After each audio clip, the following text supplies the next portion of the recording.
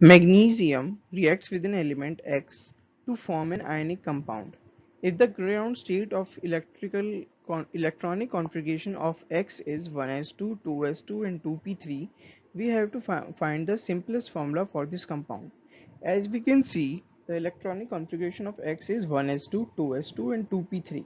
Therefore, it means that in the second shell, in the p orbital, there are three spots left. So its vacancy would be 3, and as we know Mg represents a plus 2 state.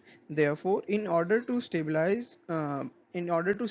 valency of both the atoms, we would require two atoms of the ionic compound X and three atoms of Mg, which corresponds to our part second, where it is Mg3x2. To answer our question, the answer is part second, and which is dependent upon the electronic configuration, as valency of X will be 3 and valency of Mg will be 2.